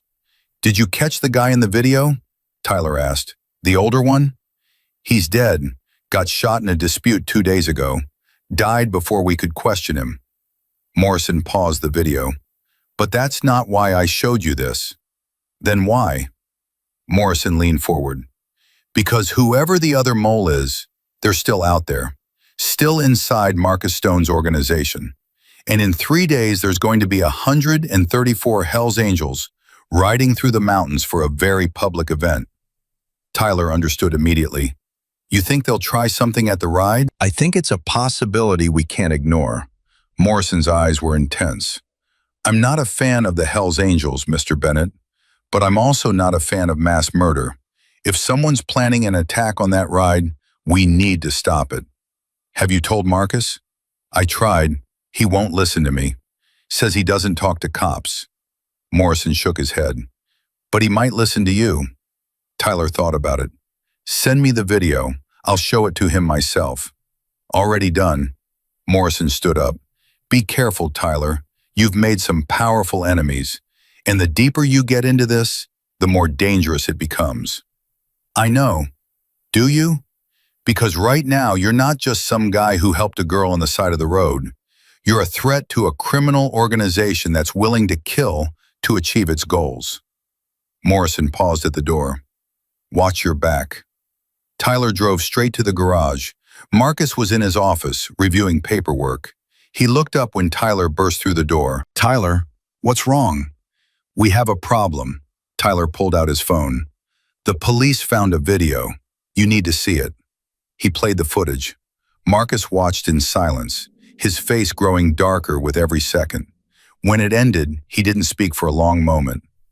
Another traitor, he said finally, inside your organization. The Diablos said they have more people, more than just Michael. Marcus slammed his fist on the desk. Who? Who else would betray me? I don't know, but the ride is in 3 days. If they're planning something, they won't get the chance. Marcus stood up. I'm canceling the ride. You can't. Watch me. Marcus, listen to me. Tyler stepped forward. If you cancel the ride, the traitor wins. The Diablos win. They'll know they can scare you. They'll know they can control you with threats. Is that the message you want to send? Marcus's jaw clenched. You think I should risk the lives of 134 people? I think you should find the traitor before the ride. We have 3 days. That's enough time. How? I don't even know where to start. Tyler thought about it. About everything he'd learned in the past month. About the patterns he'd noticed. About the way certain people acted when they thought no one was watching. The video, Tyler said. The older guy, the Diablos member, he said they had people inside. People. Plural. Maybe Michael knew who they were. Maybe there's something in his belongings, his phone records, his bank accounts. Michael's dead. Marcus's voice was flat. He tried to escape 2 nights ago. Didn't make it. Tyler wasn't surprised. He'd known Michael's fate the moment Marcus said he would disappear. What about his things? Did you go through them? We searched his apartment, found nothing. What about his brother, Danny, the guy Michael killed? They were brothers. Maybe they shared things. A storage unit, a safety deposit box, something. Marcus's eyes narrowed. Danny had a storage unit, downtown. We cleared it out after he died, but he trailed off. There was a lockbox. We couldn't get it open. I put it aside and forgot about it. Where is it now? In the evidence room, back of the garage. Tyler's heart raced. Get it, now. 20 minutes later, they were standing over the lockbox. It was small, maybe a foot wide and 6 inches tall, heavy steel with a combination lock. We tried everything, Big Dave said. Danny's birthday, his mother's birthday, every combination we could think of. Tyler stared at the lockbox. Danny Reeves, a man who'd been killed by his own brother, a man who'd been about to talk before Michael silenced him. What would Danny have used as a combination? What did Danny care about? Tyler asked. More than anything else? His motorcycle, Big Dave said immediately. He loved that bike more than anything. What was his license plate number? Big Dave's eyes widened. 9473. Tyler spun the dial. 9473. Click. The lockbox opened. Inside were papers, photographs, and a small notebook filled with handwritten notes. Tyler picked up the notebook and started reading. His face went pale. What? Marcus demanded. What is it? Tyler looked up at him. Danny was keeping records, names, dates, payments. Tyler's voice shook. He was documenting everything, every Diablo's contact, every payment, every trader. How many? Tyler flipped through the pages. 3, he said. 3 traders. Michael was one, Danny was one. And the third? Tyler found the name, read it twice to make sure he wasn't seeing things. Then he looked at Marcus, his heart breaking. It's Rose, Tyler said quietly. The third trader is your wife. Marcus didn't move, didn't speak, didn't breathe. That's impossible, he said finally. Rose would never. She's been with me for 30 years. It's all here. Tyler held up the notebook. Payments going back 18 months. Communications with the Diablos. She's been feeding them information, Marcus, about the club, about your operations, about Megan. No, Marcus shook his head. No, not Rose. Anyone but Rose. Tyler handed him the notebook. Marcus read. And as he read, Tyler watched the man he'd come to respect, the man who'd given him a family when he had none, crumble before his eyes. Why? Marcus's voice cracked. Why would she do this? Tyler didn't have an answer, but he knew they needed to find one, because the ride was in 3 days, and Rose Stone was helping plan every detail of it. Marcus stood frozen, the notebook trembling in his hands. Tyler had never seen a man break before, not really, but he was watching it now. The color drained from Marcus Stone's face. His massive shoulders slumped. The fire in his eyes, that dangerous fire that had burned for decades, flickered and died. 30 years, Marcus whispered. 30 years I've loved that woman. Marcus, I'm sorry. She was there when I had nothing, when I was just a kid with a motorcycle and a dream. She believed in me when nobody else did. His voice cracked. We built this family together, and now you're telling me she's been tearing it apart? The notebook doesn't lie. Then maybe Danny was wrong. Maybe he made a mistake. There are bank records, Marcus, transaction dates, amounts that match payments from the Diablos. Tyler hated every word coming out of his mouth. I wish I was wrong. I wish this was all a mistake. But it's not. Marcus's hands clenched into fists. Why? The word came out like a growl. Why would she do this to me? To Megan? To everything we've built? There's only one way to find out. Marcus looked at Tyler. His eyes were red, wet with tears he was fighting to hold back. I can't confront her. I can't look at her and ask if she tried to murder our daughter. You don't have to. Tyler took a deep breath. Let me do it. Marcus stared at him. You'd do that? I'd do anything for this family. Tyler met his gaze. That's what the vest means, right? Family by action. For a long moment, Marcus didn't speak. Then he nodded slowly. Be careful, Tyler. Rose is... She's not who I thought she was. I don't know what she's capable of anymore. Tyler found Rose in the main house, just off the garage property. She was in the kitchen, making coffee, humming softly to herself. When Tyler walked in, she looked up and smiled. Tyler, what a nice surprise. Would you like some coffee? No, thank you. Are you sure? I just made a fresh pot. She turned back to the counter. Marcus tells me you've been working hard at the garage. He's very proud of you, you know. We both are. Mrs. Stone. Rose, I told you to call me Rose. Tyler's jaw tightened. Rose, I need to ask you something. Of course, what is it? Tyler pulled the notebook from his jacket. Rose went still. Where did you get that? Danny Reeves kept records, names, dates, payments. Tyler opened the notebook. He documented everything, Rose, including the money you received from the Diablos. The color drained from Rose's face. I don't know what you're talking about. 18 months of payments, communications with their leadership, information about the club, about Marcus, about Megan. Tyler's voice hardened. You helped them try to kill your own daughter. Rose's mask cracked, and underneath, Tyler saw something he hadn't expected. Fear. You don't understand, she whispered. You don't know what they threatened, what they said they'd do. Then explain it to me. Rose sank into a chair, her hands shaking. It started 2 years ago. A man approached me outside the grocery store. He said he knew things about Marcus, about the club, things that could send him to prison for the rest of his life. Her voice trembled. He said if I didn't cooperate, he'd make sure Marcus went away forever, that Megan would grow up without a father, that I'd lose everything. So you became an informant. I didn't have a choice. There's always a choice, Rose. Easy for you to say, her eyes flashed. You're young. You're idealistic. You think the world is black and white, but it's not. Sometimes there are no good options. Sometimes you're just trying to survive. And the helicopter? Was that survival too? Rose's face crumpled. I didn't know. I swear to God, Tyler, I didn't know they were going to hurt Megan.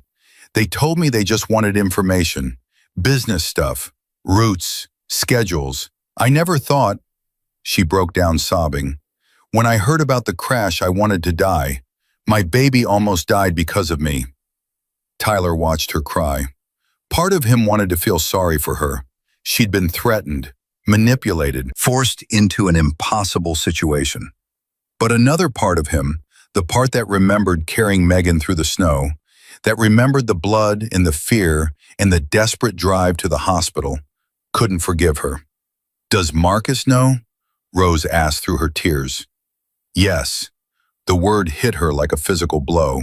He'll never forgive me. No, Tyler said quietly. He probably won't. Rose looked up at him with red-rimmed eyes. What happens now? That's not up to me. The door opened behind them. Marcus walked in. Rose's face went white. Marcus, please, let me explain. I heard everything. Marcus's voice was dead, emotionless. I was listening outside. It wasn't my fault. They threatened me. They said they'd destroy us. So you destroyed us instead. I was trying to protect you. By betraying me? By helping people who wanted to kill our daughter? Marcus's control cracked. Rose, I would have died for you. I would have burned the world down to keep you safe. And you went behind my back. I was scared. I was your husband. The word echoed through the kitchen. I was supposed to be the one you came to when you were scared. Me, not the people trying to destroy us. Rose reached for him. Marcus, please. He stepped back. Don't touch me. The pain in Rose's eyes was overwhelming. Tyler had to look away. What are you going to do?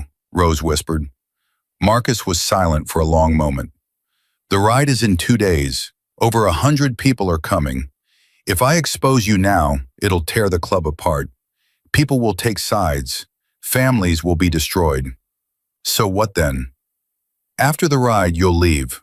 Quietly. You'll tell everyone we grew apart, that you need time to find yourself. Marcus's voice was ice. And you'll never contact me or Megan again. You can't. Megan is my daughter. Megan almost died because of you. Marcus's eyes were cold. You don't get to call yourself her mother anymore. Rose broke down completely. Tyler slipped out of the kitchen, leaving them alone with 30 years of shattered trust. The next 2 days were the longest of Tyler's life. He threw himself into preparations for the ride, helping check motorcycles, coordinating with chapter leaders from across the state, making sure every detail was perfect. It helped him not think about Rose, about the devastation he'd witnessed in that kitchen, about the way Marcus walked through the garage like a ghost, going through the motions but not really present. Megan noticed something was wrong. What happened? She asked Tyler the night before the ride. My dad won't look at my mom. Something's going on. Tyler hesitated. Your father should be the one to tell you. Tell me what? Megan's eyes narrowed. Tyler, what's going on? Megan. Don't Megan me. We agreed to figure things out together. That means no secrets. Tyler looked at her, at the woman he was falling for, the woman who deserved the truth, no matter how much it hurt. Your mother was the third traitor, he said quietly. Megan went still. What? She was feeding information to the Diablos. For 18 months, that's how they knew about your flight schedule. That's how they knew when to sabotage the helicopter. No, Megan shook her head. No, that's impossible. My mother would never. I'm sorry, Megan. I wish it wasn't true. You're lying, Megan's voice rose. You have to be lying. My mother loves me. She would never. She was being blackmailed. The Diablos threatened to destroy your father if she didn't cooperate. So she helped them kill me instead? Megan's face twisted with anguish. What kind of mother does that? A scared one, a desperate one. Tyler reached for her hand. I'm not defending her. What she did was wrong, unforgivable. But she didn't know they were going to hurt you. She thought she was just giving them business information. Megan pulled her hand away. I need to be alone. Megan, please, Tyler, just give me some space. She walked away, and Tyler's heart broke watching her go. The morning of the ride dawned clear and cold. Tyler arrived at the garage at 7 a.m. The parking lot was already filling up with motorcycles. Men and women in leather vests from chapters across Colorado. Some had driven all night to be here. 134 riders, maybe more. All of them here to honor Tyler Bennett. The irony wasn't lost on him. He'd spent his whole life being nobody, working dead-end jobs, struggling to pay bills, watching his family suffer while he tried to hold everything together. And now, over 100 people had gathered to celebrate him. Because he'd stopped to help a stranger. Because he'd done what his father taught him. Because he'd refused to drive past someone who needed help. Marcus found Tyler near the garage entrance. You ready? I don't know if I'll ever be ready for something like this. Marcus almost smiled. Almost. That's how you know you deserve it. The people who think they deserve recognition usually don't. The ones who don't think they deserve it are the ones who've actually earned it. Marcus, about Rose. Not today. Marcus's jaw tightened. Today is about you, about what you did.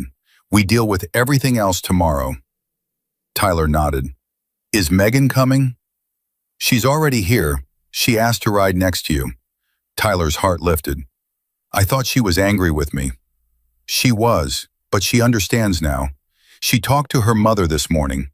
Marcus's expression darkened briefly. It wasn't pretty, but Megan needed to hear the truth from Rose herself. What did Rose say? The same thing she told you, that she was scared, that she didn't know they were going to hurt Megan, that she's sorry. Marcus shook his head. Sorry doesn't undo what she did, but at least Megan got closure. Where's Rose now? Gone. She left an hour ago, packed a bag and drove away. Marcus's voice was hollow. 30 years of marriage and it ended with a suitcase and a goodbye. Tyler didn't know what to say. Let's ride, Marcus said. The others are waiting. The formation was spectacular. 134 motorcycles arranged in perfect rows, engines rumbling, chrome gleaming in the morning sun. At the front, Marcus Stone on his black Harley-Davidson. Behind him, the chapter presidents from across Colorado. And directly behind them, Tyler and Megan, side by side. Tyler had learned to ride over the past few weeks. Megan had taught him, patient and encouraging, laughing when he stalled the engine, cheering when he finally got it right. Now he sat on a Harley of his own, a gift from the club, they said, for everything he'd done. Ready? Megan called over the rumble of engines. Tyler looked at her blue eyes bright with emotion, at the smile she was fighting to maintain, despite everything she'd learned about her mother. Ready? He said. Marcus raised his fist. 134 engines roared, and the Hell's Angels began to ride. The route followed Highway 7 through the mountains, the same road Tyler had driven on that snowy night, the same curves and twists and deadly drop-offs. But today, there was no storm. Today the sky was clear and the sun was warm and the road was dry. Tyler rode in silence, lost in thought. He thought about his father, About Robert Bennett, who had died too young and left behind nothing but debts and a worn leather Bible and one simple rule: you don't drive past someone who needs help. He thought about his mother, about Susan Bennett, who had worked 2 jobs for years and never complained, who had cried when she finally got her insulin, who had told Tyler over and over that his father would be proud. He thought about Grace, about his little sister with her new glasses, and her bright future, and her unwavering belief that her brother was a superhero. He thought about Megan, about the woman riding beside him, who had survived a helicopter crash and a betrayal by her own mother, and was still here, still fighting, still finding reasons to smile. And he thought about himself, about the broke kid with $8.47 in his bank account who had driven into a snowstorm and come out the other side changed forever. One choice, that's all it had taken. One choice to stop instead of drive past. One choice to help instead of look away. One choice to be the man his father had taught him to be. The formation reached mile marker 47, the truck stop where the ambulance had been waiting, where Tyler had handed Megan's unconscious body to the paramedics and collapsed from exhaustion. The truck stop where everything had changed. Marcus raised his fist again. The motorcycle slowed and stopped. 134 riders dismounted in unison. They gathered in a semicircle, facing Tyler and Megan. Tyler's heart pounded. "What's happening?" he whispered. Megan squeezed his hand. "Just watch." Marcus walked to the center of the circle. 3 months ago, he began, his voice carrying across the crowd. "A helicopter crashed on this mountain. My daughter was trapped inside, bleeding, freezing, left to die with no help for miles." The crowd was silent. "A young man was driving on this road that night. He wasn't rich. He wasn't powerful. He wasn't looking for glory. He was just a kid trying to get to work so he could pay his bills and take care of his family." Marcus turned to look at Tyler. He could have driven past. Everyone would have understood. The storm was bad. The road was dangerous. No one would have blamed him for looking out for himself. Tyler's throat tightened. But Tyler Bennett didn't drive past. He stopped. He pulled my daughter from the wreckage. He carried her through the snow. He drove her 38 miles through a blizzard and saved her life. Marcus's voice cracked. "And then, when we discovered that someone had tried to murder my daughter, when we learned there was a traitor in our midst, Tyler didn't walk away. He stayed. He fought. He risked his life again to protect my family." Marcus walked toward Tyler. "I've led the Hells Angels for 22 years. I've seen courage. I've seen loyalty. I've seen men do extraordinary things for their brothers." He stopped directly in front of Tyler. "But I've never seen anything like what Tyler Bennett did. He proved that being a hero isn't about wearing a patch or riding a motorcycle. It's about what you do when no one's watching. It's about standing up when everyone else sits down. It's about being the man your father raised you to be." Marcus pulled something from his saddlebag. A plaque.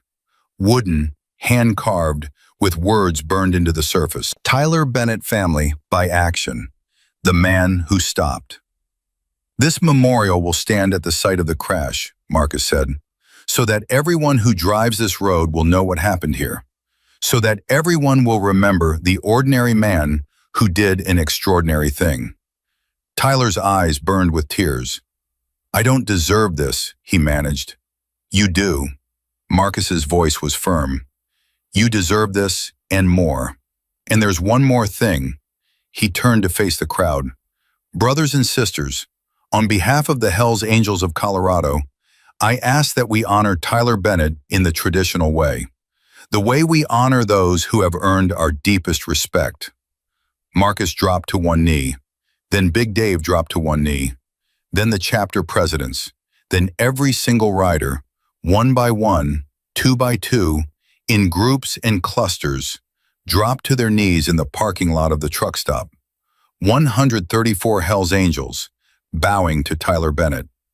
Tyler couldn't breathe, couldn't move, couldn't process what he was seeing. These men and women, These legends, these warriors, these people who had spent their lives living by their own rules, were kneeling before him. A broke kid from Colorado who had just done the right thing. Megan was crying beside him. "I told you," she whispered. "I told you that you're a hero." Tyler looked at the sea of bowed heads, at the motorcycles gleaming in the sun, at the plaque in his hands, and he thought about his father. "You don't drive past someone who needs help, son. You just don't. That's what separates the men from the boys." "Thank you," Tyler said, his voice breaking. "All of you. Thank you." One by one, the riders stood, and one by one they came forward to shake Tyler's hand. The ceremony lasted for 2 hours. Every rider wanted to meet him, to thank him, to tell him what his story meant to them. Veterans who had seen combat, former prisoners who had turned their lives around, parents who had lost children, children who had lost parents, all of them touched by what Tyler had done. "You give me hope," an older woman told him, tears streaming down her face. "My son died on these mountains 10 years ago. No one stopped for him. If someone like you had been there..." Tyler held her hand. "I'm sorry," he said. "I'm so sorry." "Don't be sorry, just keep being who you are. Keep stopping for people who need help. That's how you honor everyone who didn't get saved." When the last rider had spoken, Tyler found himself alone with Megan and Marcus. The sun was setting, painting the sky in shades of orange and gold. "What happens now?" Tyler asked. Marcus smiled. For the first time since learning about Rose, a genuine smile crossed his face. "Now you live. You work. You take care of your family." He put a hand on Tyler's shoulder. "And you remember that you have 134 brothers and sisters who will be there for you whenever you need them." Just like that? Just like that. Megan stepped forward. "And you have me," she said, "if you want me." Tyler looked at her, at the woman he'd pulled from a burning helicopter, the woman who had kissed him and challenged him and stood by him through everything. "I want you," he said, "more than anything." Megan kissed him. Marcus cleared his throat. "I'm going to give you two some privacy." He started to walk away, then stopped. "Tyler?" "Yes." "Your father would be proud. I hope you know that. Wherever he is, he's looking down at you right now, and he's proud as hell." Tyler nodded, too emotional to speak. Marcus rode away, leaving Tyler and Megan alone in the fading light. "What are you thinking?" Megan asked. Tyler looked out at the mountains, at the road that had changed his life, at the sky that was turning dark. "I'm thinking about choices," he said, "about how one decision can change everything, how one moment, one split second when you could go left or right, stop or keep driving, can alter the entire course of your life." "Any regrets?" "None." Tyler turned to face her. "Not a single one." Megan smiled. "Good, because I have plans for us, Tyler Bennett." "What kind of plans?" "The forever kind." She took his hand. "I know it's fast. I know we barely know each other. But I almost died on that mountain. I learned that life is too short to wait for perfect timing. I want to build a life with you, a real life, with a home and a family and everything my parents never had." Tyler's heart swelled. "That sounds perfect." "Yeah?" "Yeah." They rode home together as the stars came out. 6 months later, Tyler stood on the porch of a small house on the outskirts of Denver. His house. Well, his and Megan's. They'd bought it together with money they'd saved, plus a little help from Marcus. His mother lived in the guest house out back. She was healthier now, with good insurance and regular doctor visits. She spent her days gardening and volunteering at a local shelter. Grace was thriving in school. She joined the debate team and was talking about becoming a lawyer. She still told everyone who would listen that her brother was a superhero. Tyler still worked at the garage. Big Dave had made him a full partner last month, said he'd earned it. And Megan was flying again. She'd gotten her helicopter license restored and was working as a medevac pilot, saving lives just like Tyler had saved hers. The Hells Angels were still family. Tyler rode with them on weekends, attended their gatherings, stood with them when they needed him. The vest still hung in his closet, family by action, a reminder of everything he'd been through and everyone who had his back. Marcus had eventually found peace. Not forgiveness, some wounds never heal, but peace. He'd thrown himself into the club, into protecting his family, into making sure no one else ever had to suffer what Megan had suffered. Rose was gone. No one talked about her anymore. It was like she'd never existed. Tyler looked out at the mountains in the distance, at the road where it had all begun. His phone buzzed. A text from Megan. On my way home. Had a good flight today. Saved 3 people. Love you. Tyler smiled. Love you too. Dinner's almost ready. He went inside and checked on the pot roast. His mother's recipe, the one his father had loved. The front door open. Honey, I'm home. Megan walked in, still in her flight suit, her dark hair pulled back in a ponytail. She crossed the room and kissed him. How was your day? Good. Fixed 3 motorcycles and rebuilt an engine. The usual. The usual? Megan laughed. 6 months ago, you didn't know a carburetor from a catalytic converter. 6 months ago, I had $8.47 in my bank account and a truck that barely ran. And now look at you. Megan wrapped her arms around him. Homeowner, business partner, hero. I'm not a hero. You are to me. She kissed him again. And to about 134 bikers who would still ride through fire for you. Tyler held her close.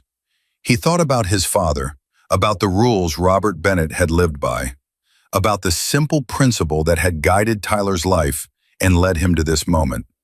You don't drive past someone who needs help. You just don't. That's what separates the men from the boys. Tyler had lived by that rule his whole life, and it had brought him everything: a family, a career, a woman who loved him, a community that respected him. Not because he'd sought recognition, not because he'd wanted reward, but because doing right was its own reward, because being good mattered. Because one ordinary person, making one right choice, could change the entire world. Tyler? Megan's voice pulled him from his thoughts. What are you thinking about? He looked at her, at the woman who had been a stranger trapped in the snow and was now his partner, his love, his future. I'm thinking about how lucky I am. Lucky? To have found you, to have this life, to have gotten the chance to be the man my father always believed I could be. Megan smiled. It wasn't luck, Tyler. It was choice. You chose to stop. You chose to help. You chose to be a good man when it would have been easier to be selfish. She touched his face. That's not luck. That's character. Tyler nodded slowly. My dad used to say that character is what you do when no one's watching. Your dad was right. He usually was. Outside, the sun set behind the mountains, painting the sky in shades of gold and crimson. Inside, Tyler Bennett held the woman he loved and thought about the night that had changed everything. One choice, one moment, one decision to stop instead of drive past. That's all it had taken. And it had made all the difference.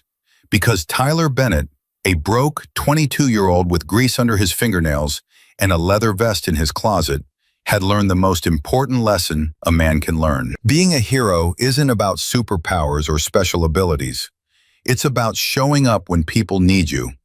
It's about doing what's right even when it's hard. It's about living by rules that matter and keeping promises that count. Tyler's father had taught him that lesson. The Hells Angels had shown him it mattered. And every day for the rest of his life, Tyler would prove it again and again. One choice at a time, one person helped.